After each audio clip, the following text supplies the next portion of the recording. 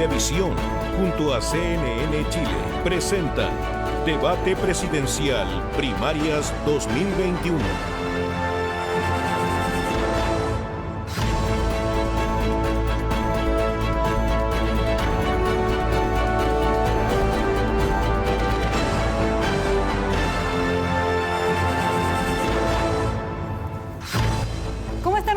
Muy buenas noches, bienvenidos a este segundo debate presidenciales primarias 2021.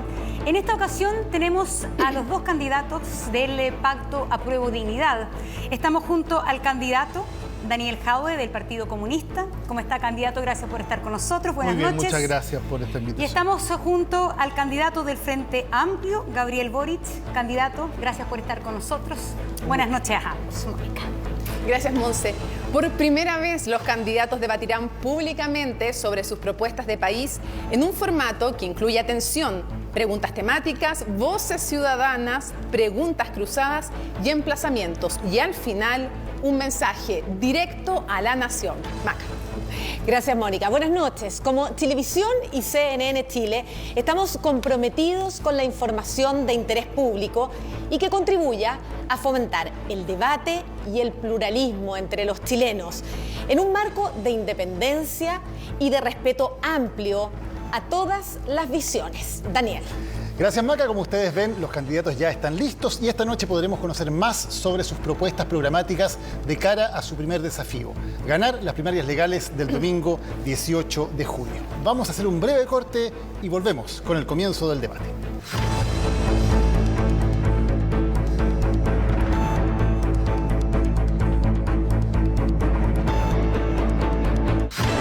Estamos presentando Debate Presidencial Primarias 2021.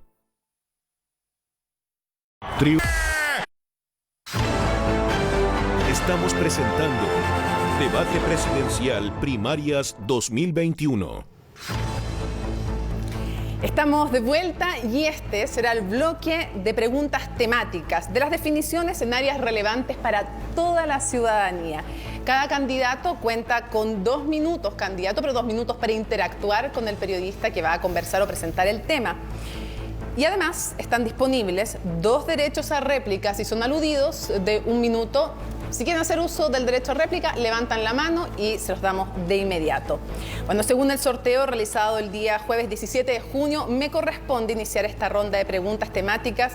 Con usted, señor Boric, vamos a hablar de gobernabilidad. Candidatos, ambos saben que estamos en un momento trascendental de la historia de nuestro país. Si alguno de ustedes dos llega a la moneda, lo va a hacer en el contexto de la creación de una nueva constitución para Chile.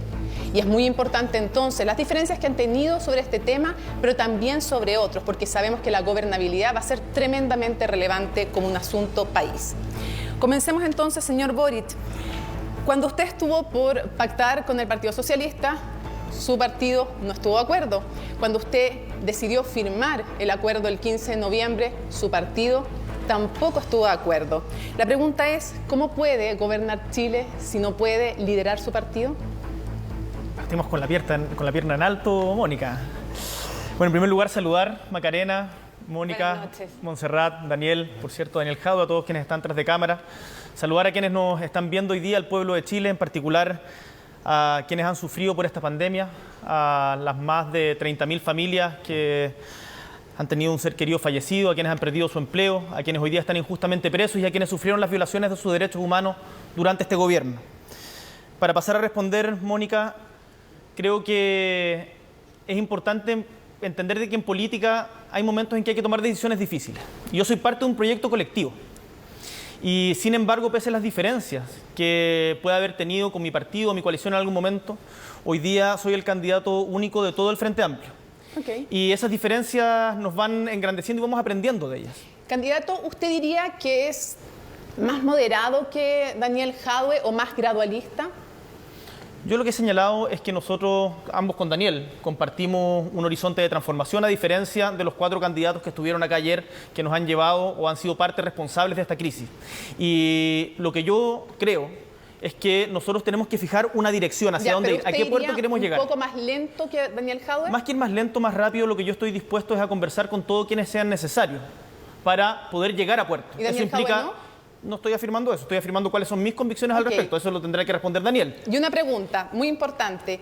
Les leo un tuit y unas opiniones, declaraciones de Daniel Jadwe para que usted pueda responder. A raíz del acuerdo de 15 de noviembre, fuertes diferencias. Risa me da ver hoy a los mismos que pactaron con la derecha un proceso constitucional de espaldas a la ciudadanía. Lo criticaba usted, decía, luchando para salir en la foto y pactando con la UDI. Ahora que están de frente los dos, ¿qué le diría a Daniel Jadwe? ¿Fue injusta esa crítica que hubiera pasado si no se firmaba? Nadie se puede apropiar del proceso constituyente que es producto de la movilización de un pueblo. Ahora, yo creo que respecto a esas declaraciones destempladas de Daniel en ese momento, imagino que habrán sido producto de la pasión del momento. El acuerdo del 15 de noviembre fue parte de un proceso mucho más largo, desde la declaración de los alcaldes, el 15 de noviembre, después el haber agregado, gracias al movimiento feminista, paridad, gracias a los pueblos originarios, escaños reservados, gracias al acuerdo de todos que hayan podido tener listas de independientes. Entonces yo creo que el acuerdo del 15 de noviembre fue importante en eso y lamento que Daniel se haya referido en esos términos tan deleznables en ese momento tan tenso. Destemplado, deleznable, tiene uso, fue aludido, así que derecho a réplica. Bueno, mira, nosotros ese día queríamos firmar un acuerdo, pero queríamos firmar un acuerdo que contuviera todas las correcciones que se le hiciera después, pero que además reconociera el minuto dramático que Chile estaba viviendo. Y en ese acuerdo no había ni siquiera una alusión a la violación a los derechos humanos, a verdad, justicia, reparación y memoria, que es lo que hoy día nosotros estamos proponiendo dentro de nuestro programa. Pero la verdad es que lo más relevante no son las diferencias que tuvimos el 15 de noviembre, las diferencias que hayamos tenido antes, ¿no? Hay diferencias incluso que son más largas que aquellas. Lo que hoy día es relevante es lo que nos une y que es un proyecto que después de este debate y después del 18 de abril vamos a poder construir un programa de transformaciones, vamos a poder construir un timing de transformaciones y en eso vamos a estar tanto Chile Digno como Frente Amplio exactamente en la misma vereda. Gracias, señor Jadwe. No sé si se puede... ¿Quiere hacer uso de derecho a réplica? O más que, bueno, si es derecho a réplica, me gustaría hacer uso de derecho a réplica. Todos los procesos políticos requieren de momentos en que haya que tomar decisiones que pueden implicar costos.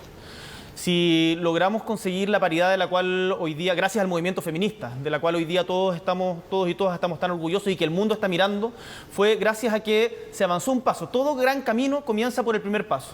Y lo que yo creo y he aprendido en estos años de trayectoria política, desde el movimiento estudiantil en adelante, es que no se logran las cosas de la noche a la mañana y que hay que ir avanzando, como decían los estudiantes secundarios del 2006, vamos lento porque vamos lejos.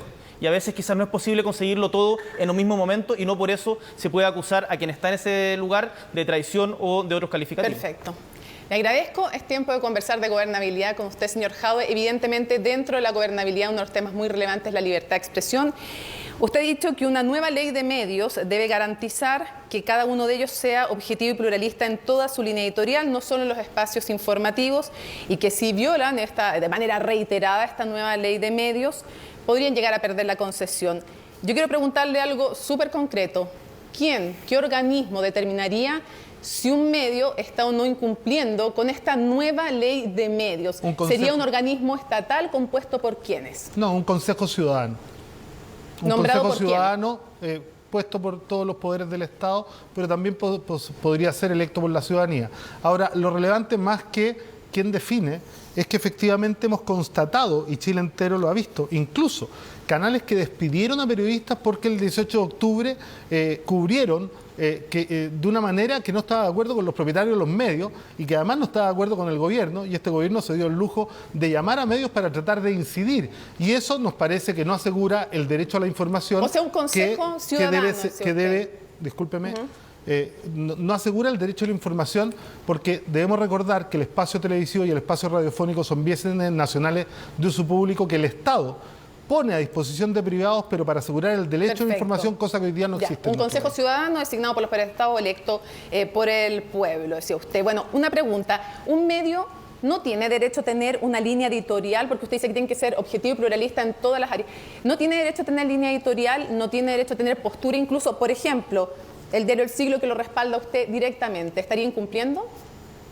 no para nada, porque el Diario del Siglo es abiertamente un medio que tiene línea política. Ya. Uno podría decir que si el Canal 13 define que va a ser el canal de un candidato particular y dice que va a ser de extrema derecha y que va a representar a los violadores de derechos humanos, lo podría hacer, pero eso debería estar en su definición programática. Y una pregunta. No plantearnos, ¿no?, efectivamente a todos los chilenos, que son canales plurales cuando efectivamente a veces no lo son. Antes que se nos vaya el tiempo, para cerrar muy concreto sobre concentración de medios. Una persona, un dueño de canal, que es a la vez dueño de un banco, por ejemplo, ¿tendría que decidir entre el banco y el canal? A nosotros nos parece que no es compatible ser dueño de empresas que tienen rol estratégico en el país y al mismo tiempo un medio de comunicación. Lo hemos visto, ¿no? ¿Tendría que decidir entonces entre devolver la concesión o quedarse con el banco? Claramente sí. Como pasa en otros países en donde efectivamente los canales de los medios de comunicación son giro único.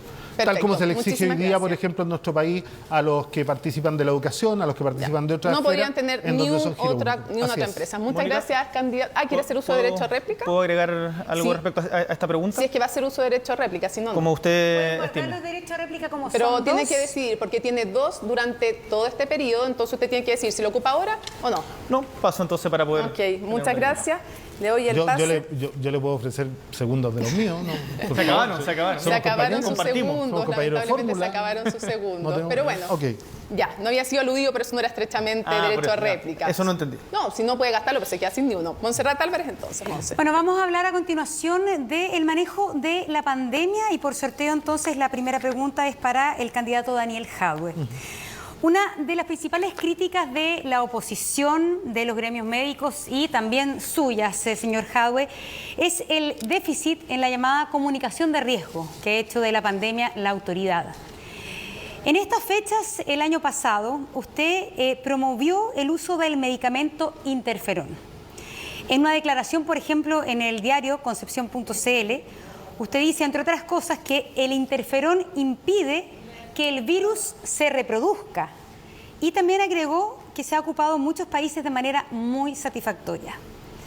Todo lo que usted señala en esta declaración y en otras similares, la verdad es que ha sido absolutamente descartadas por los estudios científicos. Y cuando usted pidió la autorización para el uso de interferón, no había ningún estudio científico que avalara su utilidad para prevenir el coronavirus.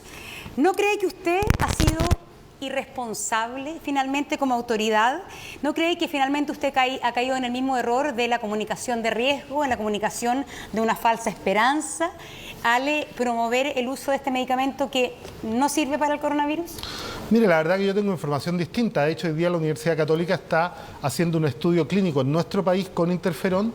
La Universidad de Concepción produce interferón y lo ha propuesto como medicamento para fortalecer el sistema inmune en tratamiento de enfermedades como la pandemia.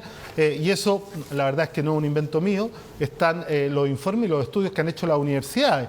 A mí me parece que efectivamente centrarse solo en las industrias farmacéuticas que a uno le gustan o no, puede ser también una irresponsabilidad.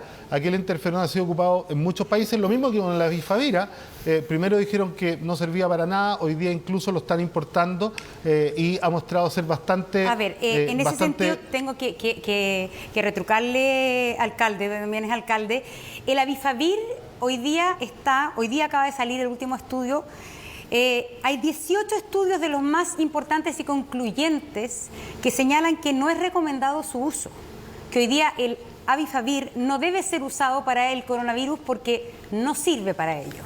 Entonces, ¿por qué un alcalde, en su calidad de autoridad edilicia, por qué usted finalmente se la jugó tanto por medicamentos cuando ese no es el área que a usted le incumbe? ¿Por qué no se lo deja eso, tal como se lo dijo la presidenta del Colegio Médico? ¿Por qué no le deja eso al área científica, que son los que saben?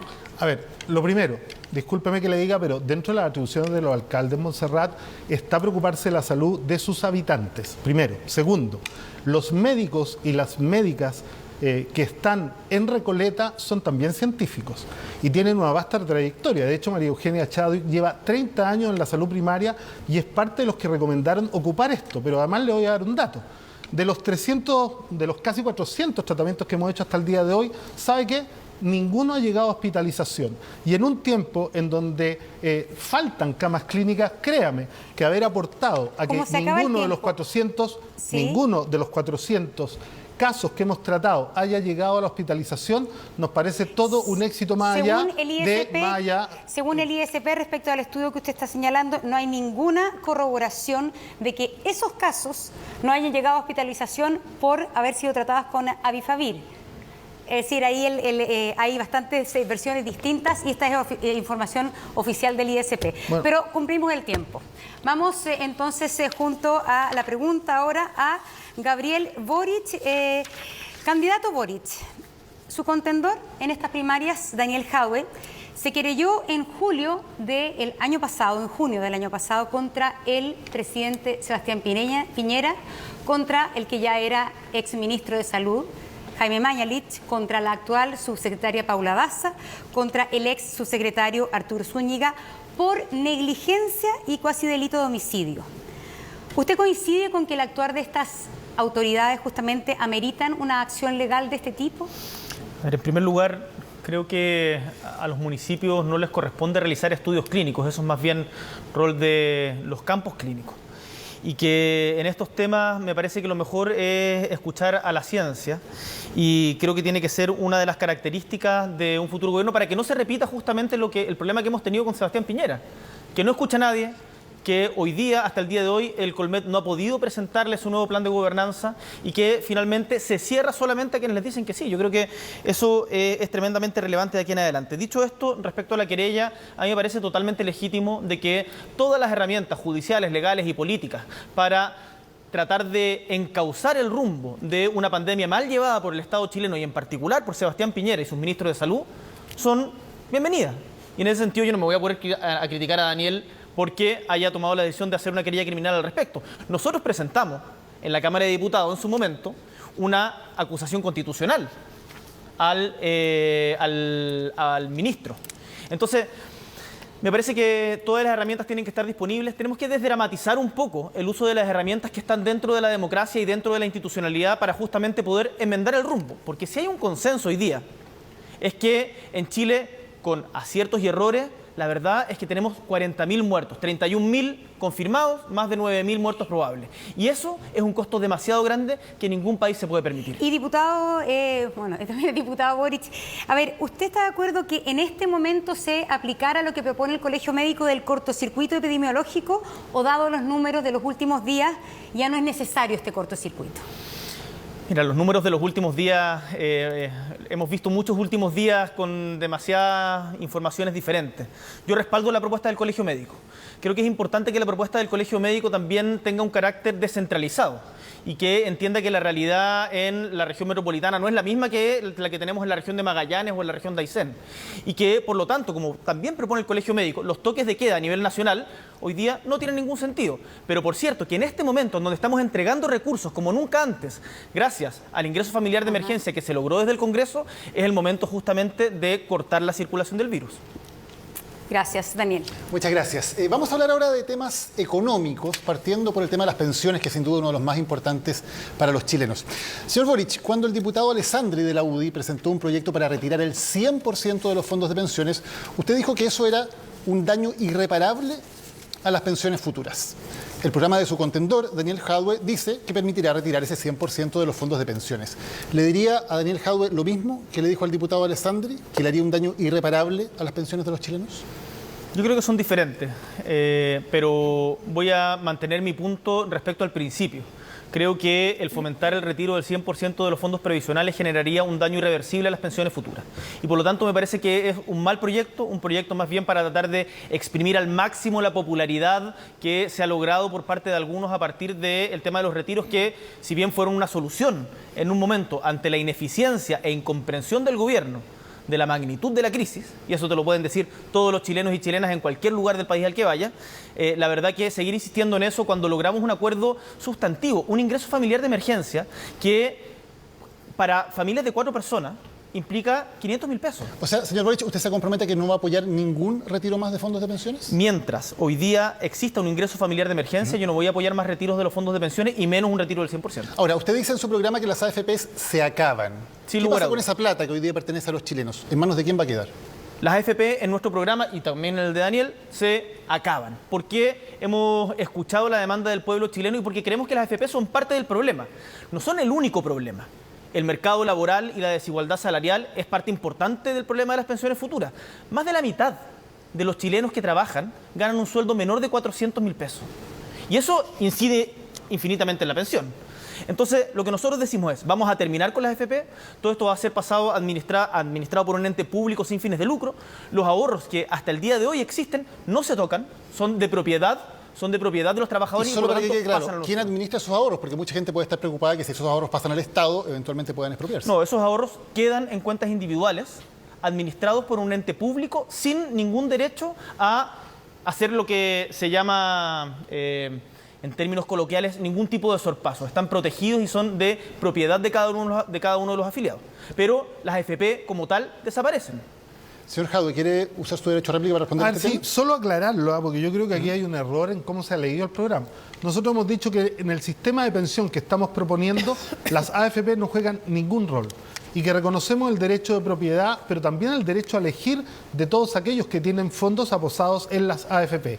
Y que por lo tanto, al llegar el minuto de la jubilación, ellos podrán traspasarlo al nuevo sistema, retirarlos completos o dejarlos en la AFP y que sigan generando la pensión miserable que generan hasta el día de hoy.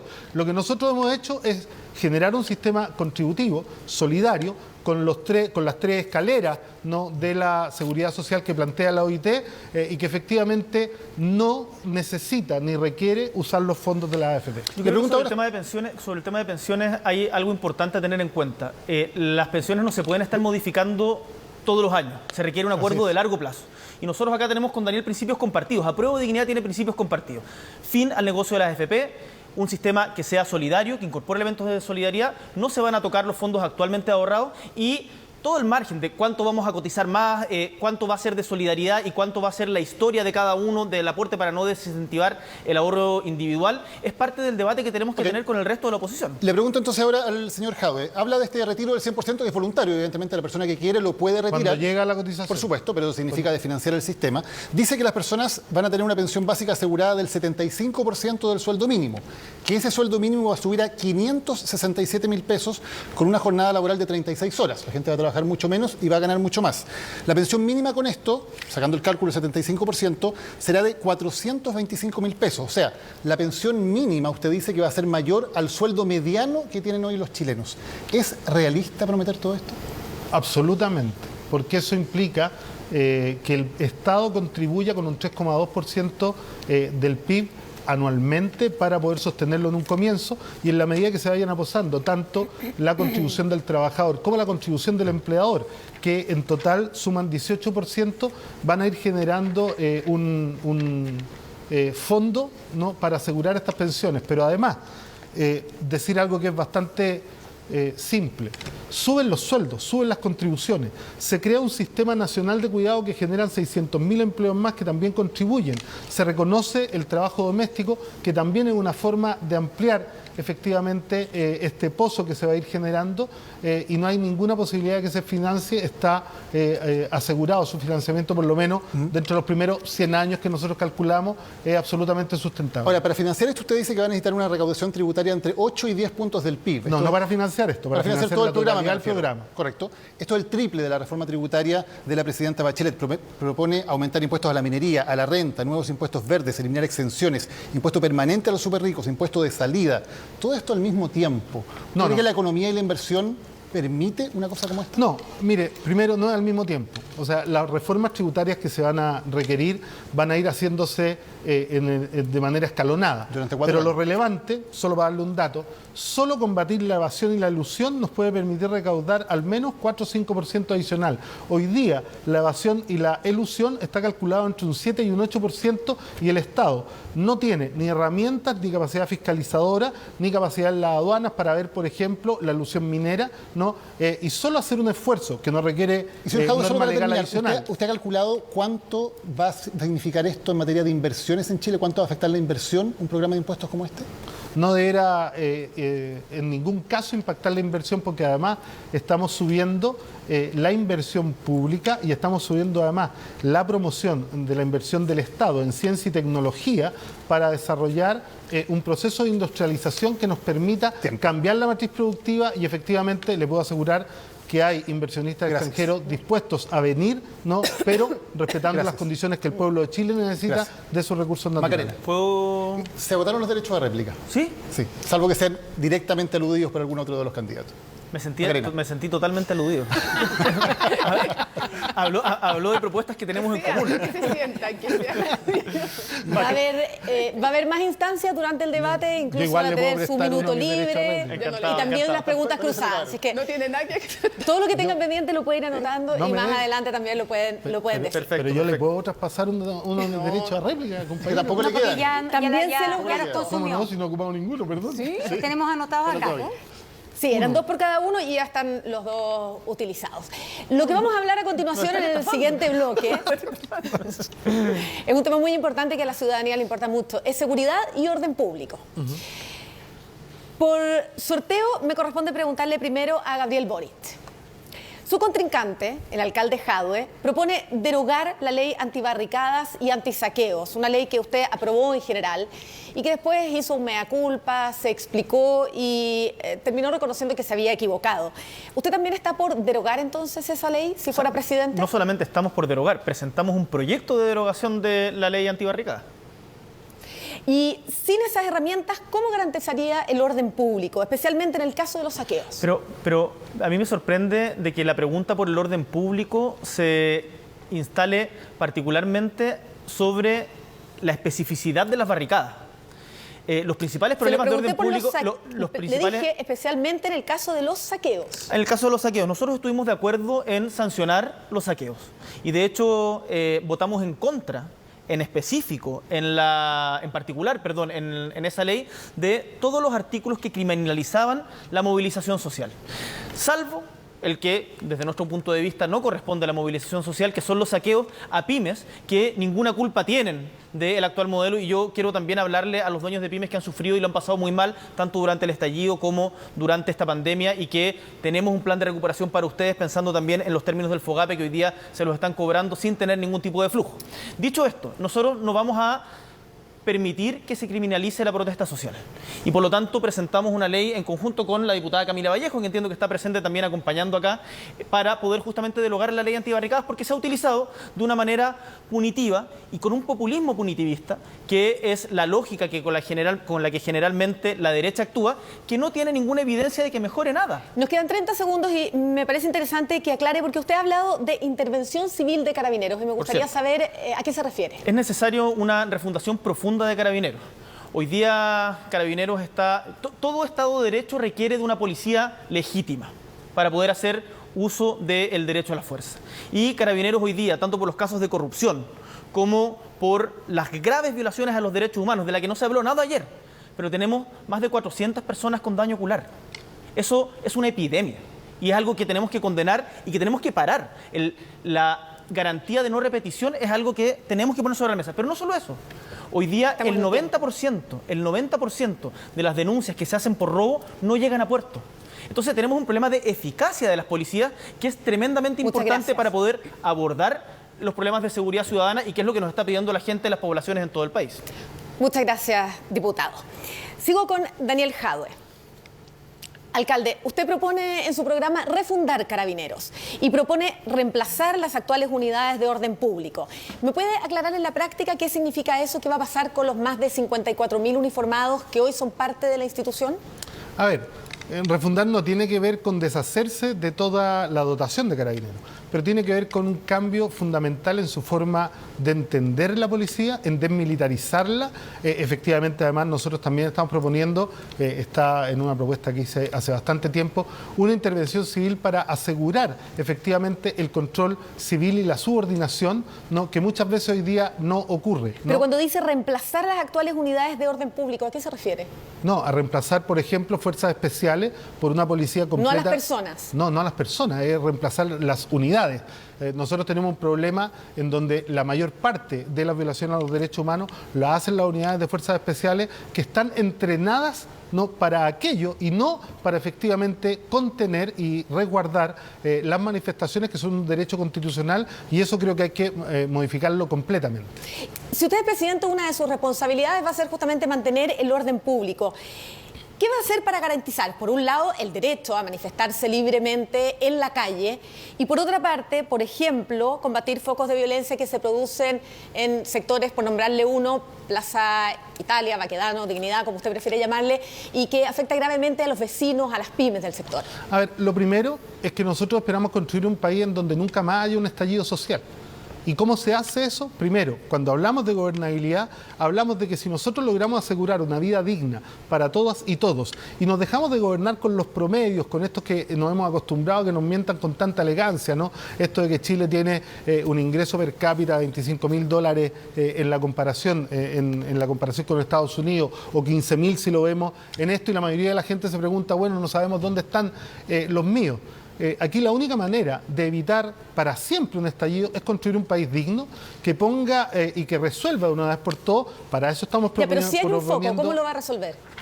O sea, a través de una policía, pero que esté desmilitarizada y con absoluto respeto a los derechos humanos, pero además con otra cosa, que efectivamente las policías se dediquen a lo que tienen que hacer y no a cosas que no están dentro de su resguardo. Y una cosa fundamental, sobre todo a los alcaldes, ¿sí?, es que efectivamente se distribuyan los recursos de acuerdo a las necesidades de seguridad y no como se hace hoy día, que están orientados más a cuidar la propiedad privada que a las personas vulnerables. De hecho, hay mucha más dotación policial en Las Condes y en Providencia que en Cerro Navia y en Recoleta. Macarena, ¿te puedo agregar algo muy breve respecto a ese tema? El delito más denunciado en Chile es el de violencia habitual intrafamiliar.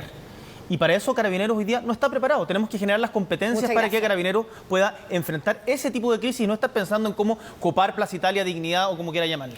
Muchísimas gracias. Con esto estamos terminando este primer bloque, este segmento de preguntas temáticas de los candidatos del Pacto Apruebo Dignidad. Al regreso vamos a tener las preguntas de los ciudadanos y también las preguntas cruzadas, los emplazamientos, las consultas entre los candidatos, todo eso después de comerciales. Pausa y regresamos.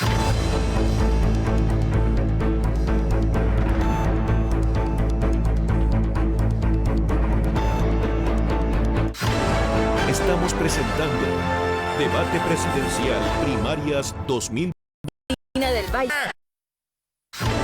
Estamos presentando Debate Presidencial Primarias 2021. Bueno, volvemos entonces y en este nuevo bloque que hemos llamado de Voces Ciudadanas, vamos a poner en común con los precandidatos distintas inquietudes de distintas personas de distintos ámbitos sociales. La idea es que haya 1 minuto y medio para conversar con el periodista a cargo, respondiendo a la pregunta de la voz ciudadana e intercambiando entonces con el periodista distintas visiones acerca del tema. Para ello tienen 1 minuto 30 segundos y también en este segmento se cuenta con el derecho a réplica, un derecho a réplica cada uno de 1 minuto. Vamos a comenzar entonces este bloque escuchando la pregunta de Juan Gabriel Fuenzalida. Él es director general y sostenedor de la Corporación Educacional Miguel de Cervantes de la Comuna del Bosque. Escuchemos. En cuanto a la libertad de educación, hay quienes son partidarios de que sean los apoderados los que tengan la libertad de matricular a sus hijos en el establecimiento que estimen pertinente, asociado a un proyecto educacional específico. Por el contrario, hay otros que piensan que ese modelo promueve instancias indeseables de segregación y de discriminación. ¿Okay? Y por el contrario, son partidarios de un esquema relacionado con el modelo actual que apunta a sorteo. La pregunta es, ¿con qué modelo usted se identifica? ¿Y cuáles son los atributos de ese modelo con el cual usted se identifica respecto del otro modelo que yo le acabo de señalar? Agradecemos entonces la pregunta de Juan Gabriel Fuenzalida, director general y sostenedor de la Corporación Educacional Miguel de Cervantes de la Comuna del Bosque. Por sorteo entonces comienza Daniel Jadwe con respecto a esto. A ver, acá dentro de sus planteamientos respecto a la educación chilena. ¿Se debería volver a la posibilidad de que las familias, los apoderados, puedan elegir libremente a qué colegio particular subvencionado, por ejemplo, inscribir a sus hijos, o está de acuerdo con seguir con el actual sistema, el sistema de admisión escolar, que es un sistema aleatorio, computacional? Lo primero es que aquí yo creo que la diferencia entre los modelos no tiene que ver con la diferencia de los proyectos. Yo soy absolutamente partidario de la provisión privada de educación. El tema es que en la educación privada, con proyectos específicos, no debieran haber fondos públicos. Y cuando hay fondos públicos involucrados del Estado, como Estado laico, como Estado que efectivamente debe asegurar y garantizar, ¿no?, un sistema de buena educación para todas y todos, el Estado debe propender a un sistema como el que hemos ido cambiando y que hay que perfeccionarlo, pero no volver atrás. Yo creo que quienes quieran participar de la sociedad educativa, como se le llama, con proyectos específicos que pueden ser religiosos, que pueden ser incluso de otra índole, proyectos, por ejemplo, como los que tienen que ver con corrientes migratorias, ¿no?, de comunidades. No me gusta el nombre de colonia que ocupan algunos. Son perfectamente posibles, pero habrá que discutir si es que con fondos del Estado pueden seleccionar. Por eso quiere decir entonces que podría ser un plan de gobierno suyo terminar con la educación particular subvencionada. No. Usted me ha preguntado mi opinión. En nuestro programa lo que hay y lo que nos interesa es fortalecer la educación pública y avanzar en generar una buena educación para todos y todas, sacando el lucro y permitir, como dije, la provisión privada, pero hoy día la educación pública... ¿Prohibir la provisión privada? No, perdón. No. Permitir, me equivoqué, permitir completamente la provisión privada, pero con los fondos estatales dedicarlos a fortalecer la educación pública, que es lo relevante. ¿Qué le responde Gabriel Boric a Juan Gabriel Fuenzalida? En primer lugar, creemos profundamente en la libertad de los proyectos educativos. Y esa libertad de los proyectos educativos tiene que entender de que la educación es el espacio en donde todos y todas nos podemos encontrar como iguales.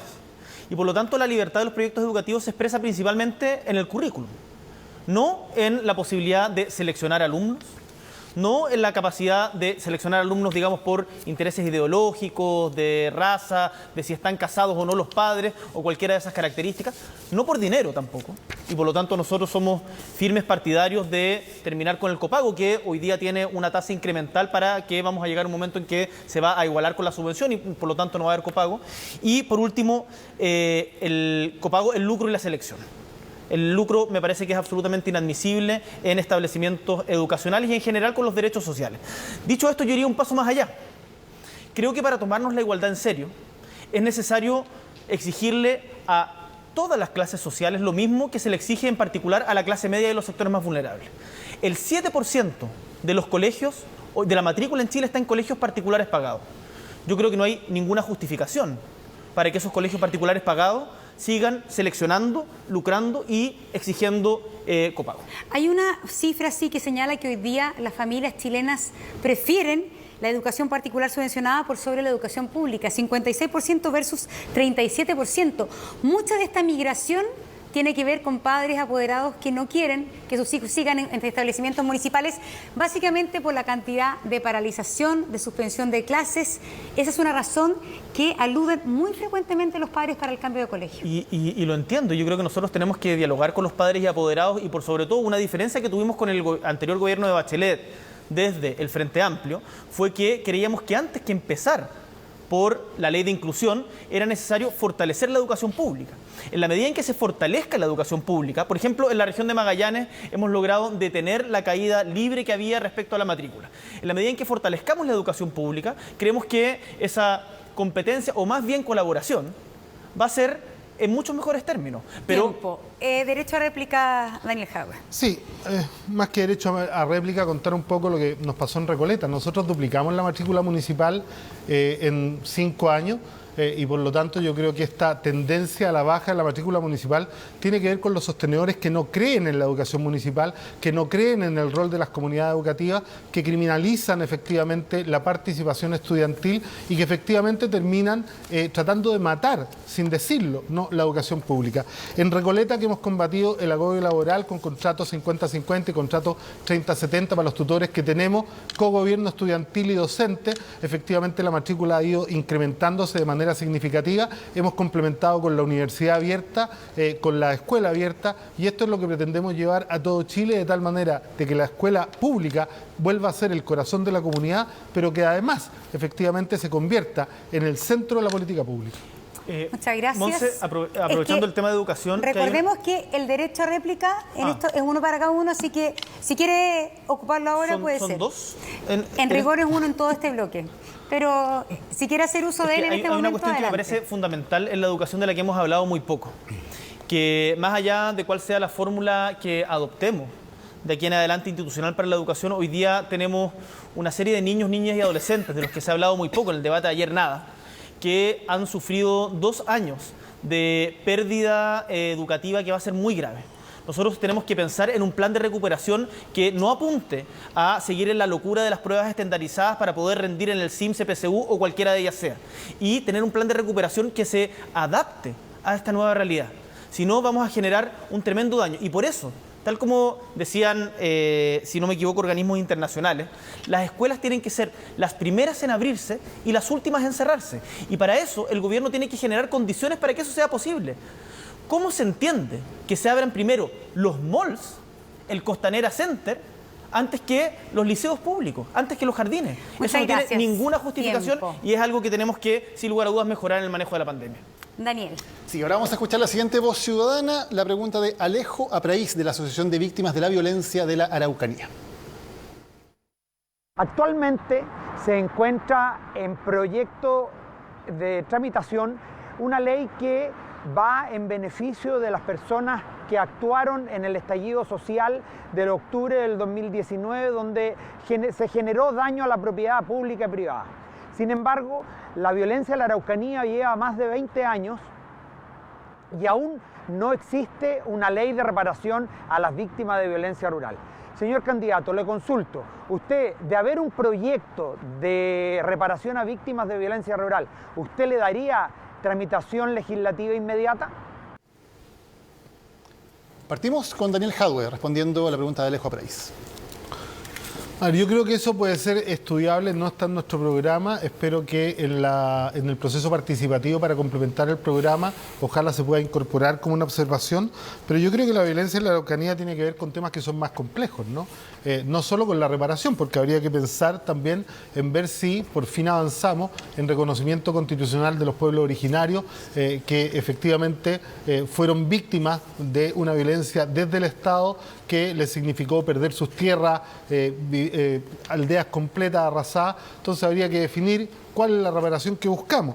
Yo creo que además hay que poner énfasis, ¿no?, en resolver un tema. Nadie puede entender por qué en 20 años nunca se ha resuelto un problema de robo de madera o de tráfico en la región de la Araucanía, que muchas veces se encubren y que hay denuncias sumamente graves de efectivamente ex autoridades involucradas y que finalmente la policía no llega. Por lo tanto, resolver la violencia en las zonas rurales tiene que ver con la refundación, con el cambio completo de los sistemas de inteligencia y además con el término y la solución definitiva del problema de los pueblos originarios. Hay temas que evidentemente son de largo plazo y sabemos que el conflicto es muy largo, pero por ejemplo, ¿qué le diría a la gente de Quibico, una localidad de 2.500 habitantes donde acaban de recibir el ataque incendiario número 60? Tienen 60 viviendas quemadas, se preguntan cada día quién va a ser el próximo en ser atacado. ¿Qué le diría a esos ciudadanos comunes y corrientes que están afectados por la violencia? Que efectivamente hay que reforzar el trabajo de inteligencia y el de las policías para que hagan su trabajo y den con esto que no han dado en 20 años con una solución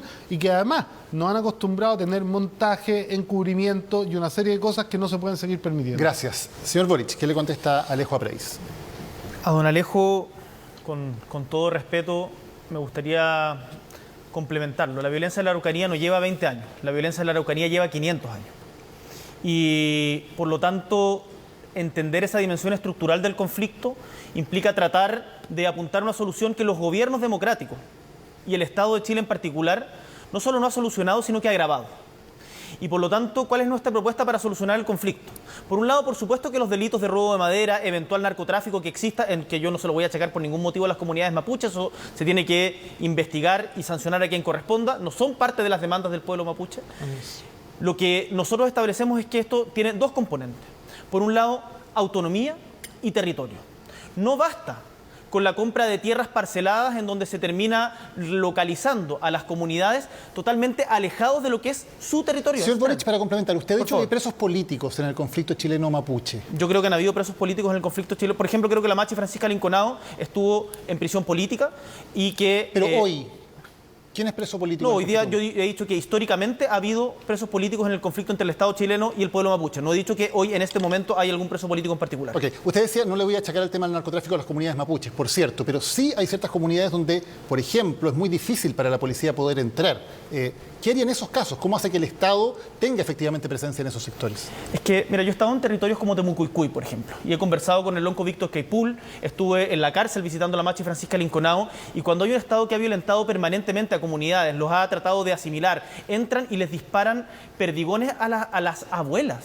Yo tengo un dibujo en mi oficina que me regaló uno de los niños de la comunidad de Temucuicui con carabineros vestidos con todo un armamento de guerra disparando a sus propias abuelas. Entonces, ¿cómo le voy a decir a esa gente si sabe que permitan el paso a los carabineros? Gracias. Por ningún motivo. Tiempo, señor Boric. Muchas gracias. Maca. Muchas gracias, Daniel. Lo que vamos a escuchar a continuación es la pregunta de Patricia Rojas. Ella es presidenta de la Asociación de Venezolanos en Chile. Como persona venezolana que llegó a Chile hace 10 años, ya evidenciando una serie de problemas políticos en Venezuela y entendiendo que hemos observado que en los últimos 3 años cerca de 5 millones de venezolanos han salido también del territorio nacional, obligados o empujados por la crisis política y humanitaria que vivimos en Venezuela. ¿Cuál es su opinión sobre lo que ha hecho el régimen de Maduro en materia de violación de derechos humanos, en materia de vulneración de condiciones de vida mínimas y que ha impulsado la salida o ha forzado la salida, como lo dije antes, de más de 5 millones de venezolanos? Por sorteo, quien responde primero es Daniel Jadwe, responde a Patricia Rojas. Mira, yo he condenado todas las violaciones a los derechos humanos, no solo en Venezuela cuando se dan, sino que en todo Chile. Me llama la atención que ayer no haya habido ninguna pregunta para los 3 ministros que estaban aquí de este gobierno que viola los derechos humanos, pero que hoy día salga una situación bastante compleja de un país distinto.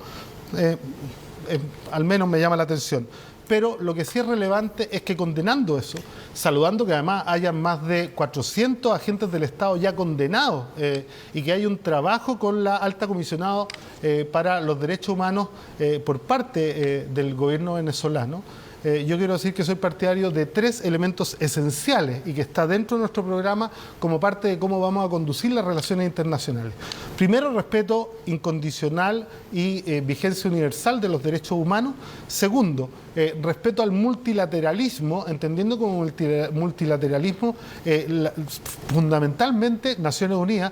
Y tercero, no injerencia en los asuntos internos. Y por lo tanto, yo espero que los venezolanos y las venezolanas sean capaces de resolver sus problemas sin ninguna injerencia internacional, ni de la OEA, ni de Estados Unidos, ni de ninguno de estos países que se creen con el derecho a intervenir para resguardar sus propios intereses. Si como presidente le tocara decidir apoyar o no una resolución condenatoria de la ONU por la situación de derechos humanos en Venezuela, ¿Chile apoyaría o no esa resolución? No, tendría que analizarla en su mérito. Esa es una pregunta, la verdad es que no puedo, no puedo sobre un caso hipotético que no existe.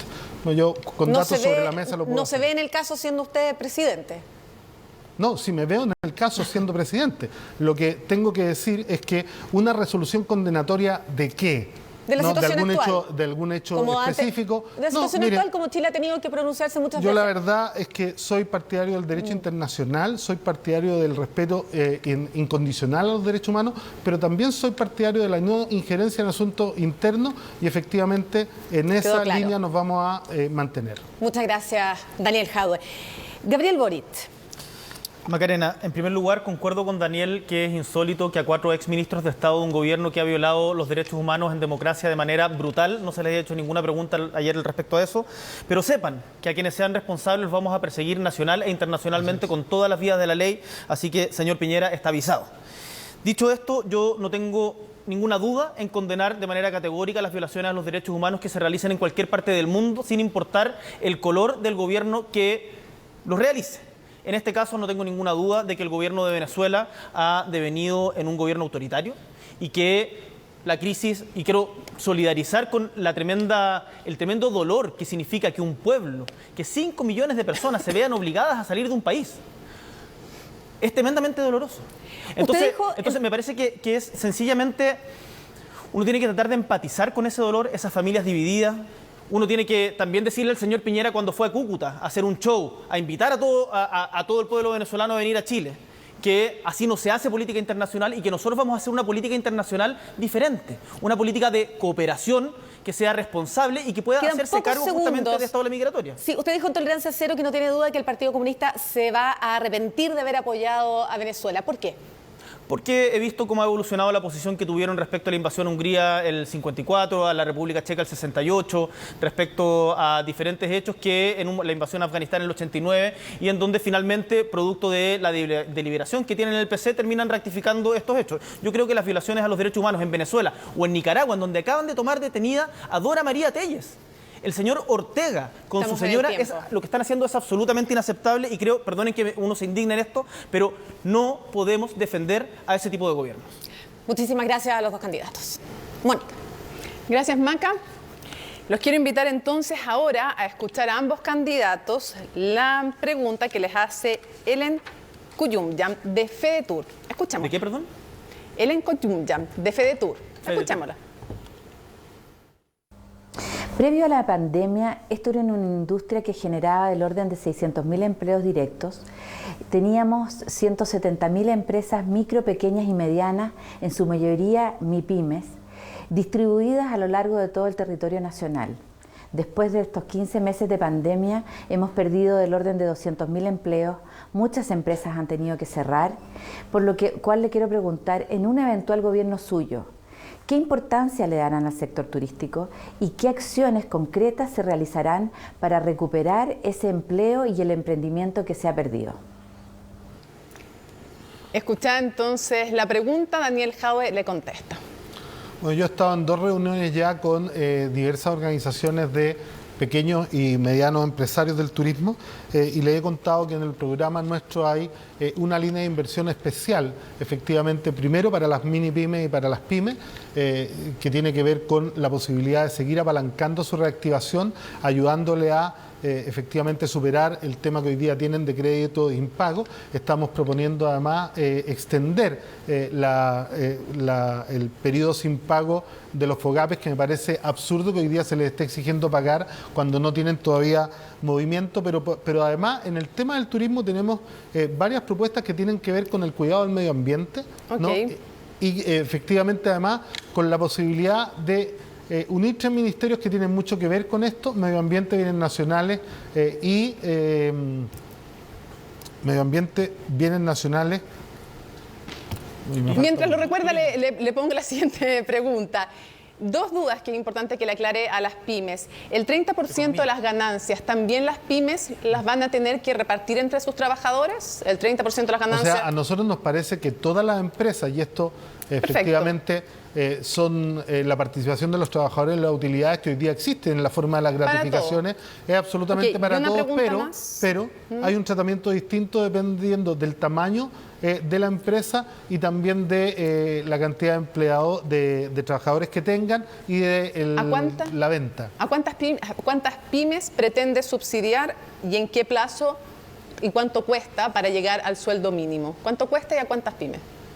O sea, nosotros estamos planteando un subsidio directo para poder absorber durante los primeros 2 años el incremento del salario mínimo que estamos proponiendo para las mini pymes y para las PY.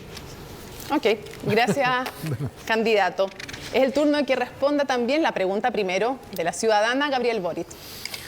Bien, muchas gracias. Muchas gracias por la pregunta. En Magallanes, que es la región que represento, el Producto Interno que representa el turismo es incluso el doble que el del nivel nacional. Por lo tanto, hemos tenido muchas reuniones con un sector que está profundamente golpeado por la pandemia.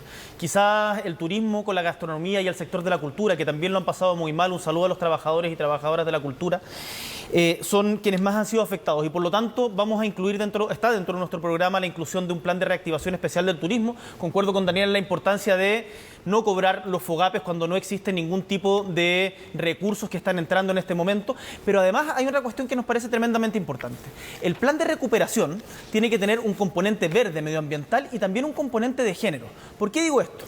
Porque el IMASEC, que dio cifras positivas y con la que algunos se marean, que tuvo cerca de un 13% de recuperación, estuvo centrado principalmente en la minería y en la construcción.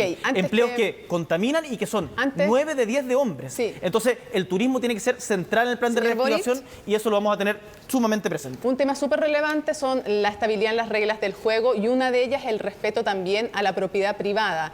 Quiero saber si usted está de acuerdo o no con la afirmación y la propuesta que ha hecho en su programa Daniel Jadwe. Él dice que el derecho a la vivienda va a primar por sobre el derecho a la propiedad privada en los casos de asentamientos irregulares. Usted, derechamente, ¿desalojaría un terreno privado en el cual hay orden judicial de desalojar? Pero quiero saber si tengo tiempo para poder responder esta pregunta. ¿Sí? Estuve hace 2 semanas en Chanabaya, una caleta de pescadores al sur de Iquique, en donde estuve con Débora, pobladora con su hija enferma, en los restos de su casa que había sido demolida por carabineros y el Servio. Sí, pero tiene tiempo para responder la pregunta. Este tipo de preguntas son tan complejas porque son experiencias de vida que requieren también una sensibilidad con qué las sucede. Nosotros no vamos a desalojar mediante fuerza pública ocupaciones de terrenos que hoy día son parte del Estado. No, los privados, esa es la pregunta. Y respecto a los privados, hay que hacer desalojos que sean conversados, que tengan una solución habitacional. Porque ¿cuál es el problema de esto? Cuando tú desalojas una toma, que hoy día estamos hablando de 960 campamentos en Chile, la mayor cifra desde 1996, que son más de 80.000 familias. Es un tremendo drama. Entonces cuando se dice los van a desalojar, bueno, ¿y a dónde se van? El Estado tiene que tener un plan de viviendas transitorias para justamente poder reubicar a estas personas y que exista un banco de suelo que permita construir viviendas fiscales, porque si no, no podemos desalojar a esas personas. Le doy el derecho a réplica que ha pedido el alcalde Jadwe. Tiene su momento. Solo decir que en nuestro programa estamos planificando la construcción de 400.000 viviendas, 100.000 al año, de la mano de los gobiernos locales, precisamente para evitar las tomas. Aquí el hecho de que hayan tomas no es un tema de poner un derecho sobre el otro. El tema es que cuando un Estado no logra asegurar la vida digna para todos sus habitantes, efectivamente estos conflictos se dan, y lo que hemos visto en este gobierno es una total inacción para asegurar el derecho a la vivienda digna con fórmulas como por ejemplo la de la inmobiliaria popular, que esperamos llevar a todo Chile precisamente para terminar con los campamentos en los cuales hoy día viven 78.000 personas, única y exclusivamente porque la pandemia los hizo salir de sus hogares porque no pudieron seguir pagando los arriendos, muchos de esos, gracias a que este gobierno nunca llegó con la ayuda. Muchas gracias a ambos candidatos. Terminan así las respuestas de los candidatos a las preguntas formuladas por representantes ciudadanos. Vamos a volver en los próximos minutos. Atención con lo siguiente, las preguntas que se van a formular, entre ellos los candidatos. Pausa y regresamos.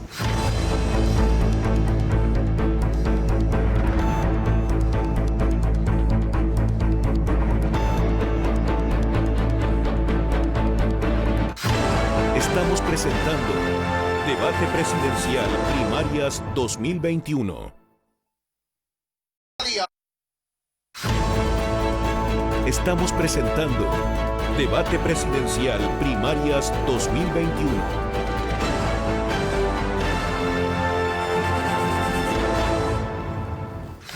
Estamos de vuelta en el debate presidencial de Chilevisión y CNN Chile con el momento de las preguntas cruzadas. Candidatos, este es el momento para que marquen las diferencias entre ustedes, para que puedan convencer a quienes están indecisos entre quienes nos miran sobre cuál de ustedes es la mejor opción para las próximas primarias. Para eso van a tener 2 minutos de conversación entre ustedes. Parte esto con una pregunta que no puede durar más de 30 segundos y luego pueden interactuar libremente. En primer lugar, Gabriel Boric le pregunta a Daniel Jadwe. Primero quiero pedirle a nuestros adherentes que esta conversación también en redes sociales se dé de manera fraterna, constructiva, pensando en cómo seguir fortaleciendo esta alianza. Dicho esto, muy bien. Daniel, el acuerdo del 15 de noviembre fue un momento difícil para Chile y también para la izquierda. Generó complicaciones que nadie puede soslayar. Como Frente Amplio nos movilizamos, estuvimos en las calles, fuimos reprimidos también y estuvimos en conjunto con ustedes muchas veces fiscalizando y sacando gente de las comisarías. La pregunta, diputado. Sin embargo, tú y el Partido Comunista nos trató de traidores, de que habíamos contribuido a salvar a Piñera y que este era un acuerdo en que nos habíamos puesto de rodillas ante la derecha. Tú y yo queremos ser líderes de la izquierda. ¿Tienes alguna reflexión respecto a esos epítetos que ocupaste en ese momento? A ver, más allá de los epítetos, yo creo que uno tiene que ir al fondo, porque la verdad es que si discutiéramos sobre lo que cada uno ha dicho en momentos de calentura, uno podría terminar esto mucho más tarde. Lo relevante es que yo sigo insistiendo en que ese día cometimos un error, ¿no?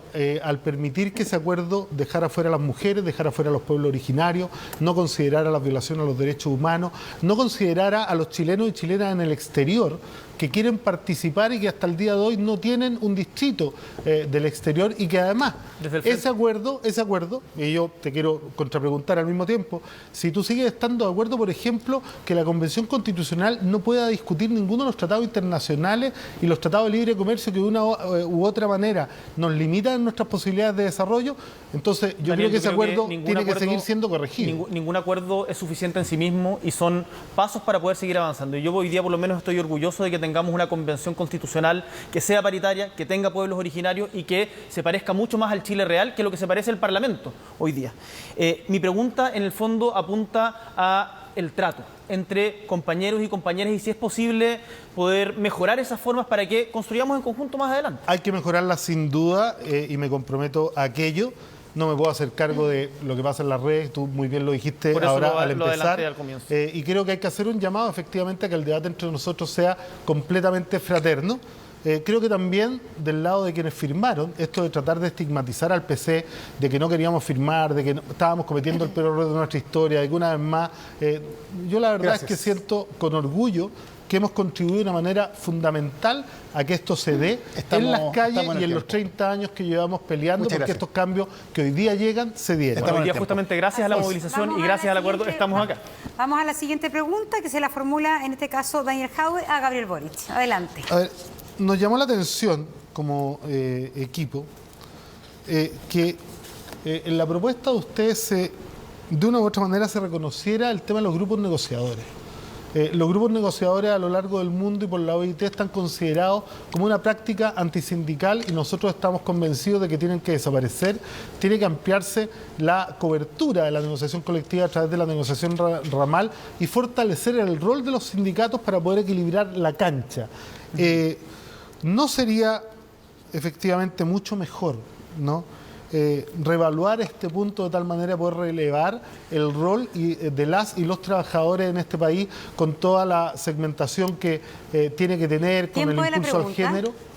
Qué bueno que me des la oportunidad de aclarar aquello. Nuestra única referencia a los grupos negociadores en nuestro manifiesto es para decir de que ya que existen tienen que ser paritarios, pero nosotros votamos en contra. Yo era parte de la Comisión de Trabajo de la Cámara de Diputados y voté en contra de los grupos negociadores justamente porque son antisindicales.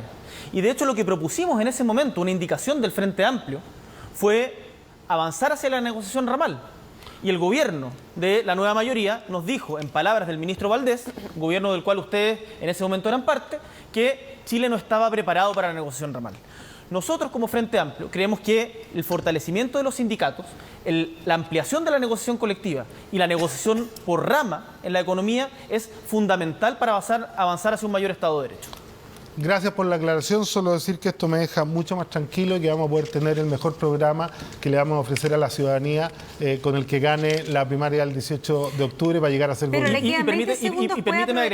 Permíteme agregar, nosotros hemos planteado avanzar en codeterminación, que es que los directorios de las grandes empresas estén integrados en igual medida por trabajadores y accionistas de la empresa y que estos sean paritarios. Y me atrevo a ir un paso más allá. Creo que tenemos que considerar incorporar a las comunidades que sufren los efectos de las empresas que actúan en su territorio. Eso es algo a estudiar, podrá ser parte de un debate abierto, pero la codeterminación me parece que va a llegar para quedarse. Muchas gracias. Mónica. Gracias, Monse. Bueno, algunos le llaman a esto el minuto de oro. Ojo. Otro es el minuto decisivo. ¿Y por qué?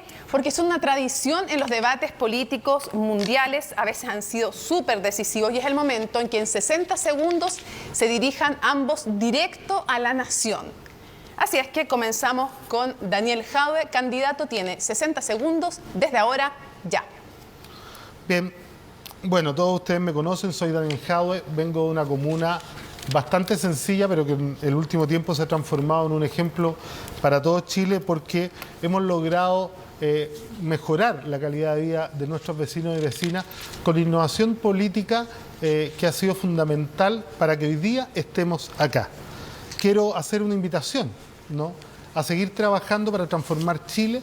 Quiero hacer una invitación efectivamente a que cada uno y cada una de ustedes se suba al escenario de nuestra propia historia a jugar un rol de protagonistas principales y nunca más de actores secundarios que los que han dirigido este país quieren de nosotros. Por lo tanto, hacer un llamado a participar de manera decidida y masiva el 18 de julio en nuestra primaria para empezar a construir desde los territorios, desde los gobiernos regionales, con las mujeres y con los pueblos originarios, el Chile que tanto hemos soñado. Muchas gracias. Gracias, candidato. Maca.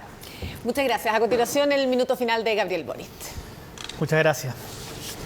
Es difícil estar parado acá, no es fácil.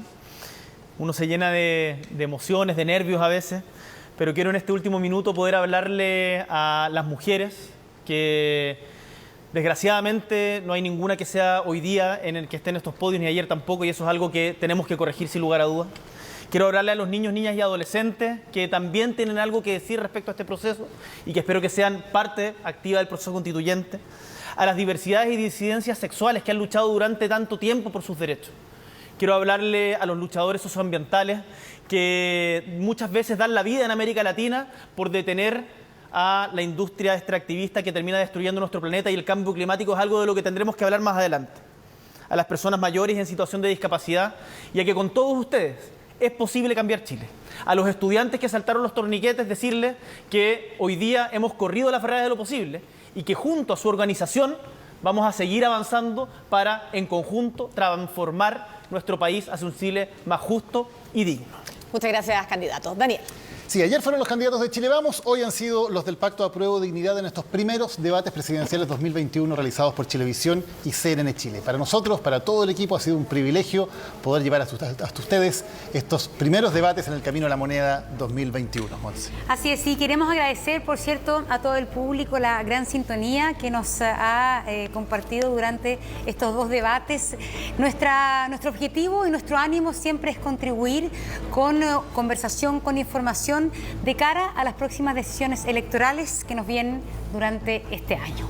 Bueno, y desde ya, Monse, los dejamos a todos invitados a seguir informándose con nosotros por medio de todas nuestras plataformas sociales y redes, no solo a través de la pantalla.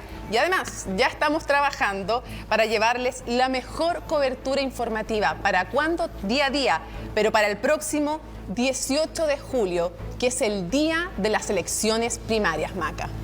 Concluyen así los primeros debates presidenciales de primarias 2021. Muchísimas gracias a los candidatos que nos han acompañado, a los dos que están aquí hoy día con nosotros, a los 4 que estuvieron en la jornada de ayer y sobre todo a ustedes que nos siguieron desde sus casas. Y dejarlos desde ya invitados a que se queden por las pantallas de televisión de CNN Chile, porque a continuación vienen todas las reacciones, el análisis, los detalles de los que han sido estos dos debates en estas 2 noches consecutivas. Muchas gracias por acompañarnos y que tengan muy buenas noches.